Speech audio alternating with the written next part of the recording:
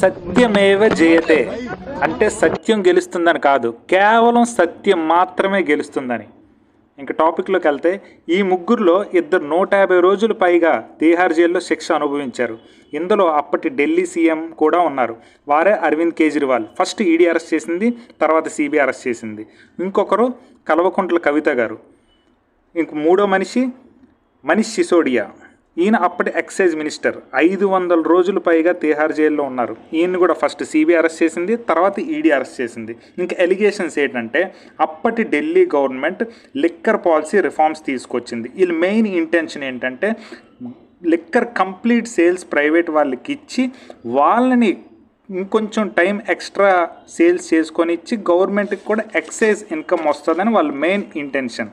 ఇక్కడే ట్విస్ట్ ఏంటంటే, ఈ లైసెన్స్ కోసం ప్రైవేట్ ప్లేయర్స్ దగ్గర తక్కువ అమౌంట్ తీసుకొని మిగతా amount Aam Aadmi party leader అకౌంట్లోకి వేశారు.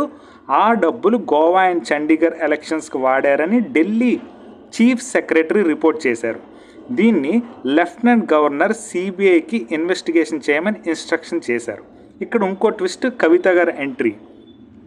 ఈడీ ప్రకారంగా కవిత గారంట ఒక 100 కోట్లు ఆప్ లీడర్స్కి ఇచ్చి తన బినామీగా ఉన్న ఇండో స్పిరిట్స్ అనే ఆల్కహాల్ డిస్ట్రిబ్యూషన్ కంపెనీకి హోల్సేల్ లైసెన్స్ తెచ్చుకున్నారు.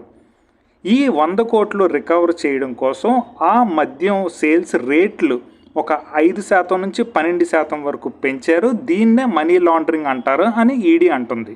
సో నిన్న ట్రయల్ కోర్టు ఈ కేసుని కొట్టేసింది. ఎవిడెన్సెస్ లేవు, అసలు ట్రాన్సాక్షన్స్ జరిగాయి అని డాక్యుమెంట్స్ కూడా లేవని.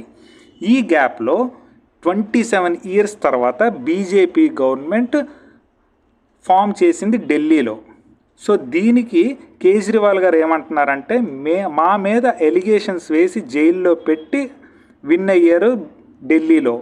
సో ఇలా కాదు, నెక్స్ట్ మళ్ళీ ఎలక్షన్స్ పెట్టండి, మనం అప్పుడేంటో చూపిద్దాం అనేసి. సో ఇదే పట్టుదల కేజ్రీవాల్ గారు 2024లో కూడా చూపించారు. ఆయన అరెస్ట్ చేసిన తర్వాత కూడా ఆయన రిజైన్ చేయలేదు. కొన్ని రోజుల తర్వాత సుప్రీంకోర్టు బెయిల్ ఇచ్చే ముందు కొన్ని కండిషన్స్ పెట్టింది. మీరు సీఎం ఆఫీస్కి వెళ్ళి సిగ్నేచర్స్ చేయకూడదు అనేసి. ఇలాంటి డెసిషన్స్కి ఆయన వెక్స్ అయ్యి అప్పుడు రిజైన్ చేశారు. సో చూద్దాం నెక్స్ట్ ఏమవుతుంది అనేది. Thank you.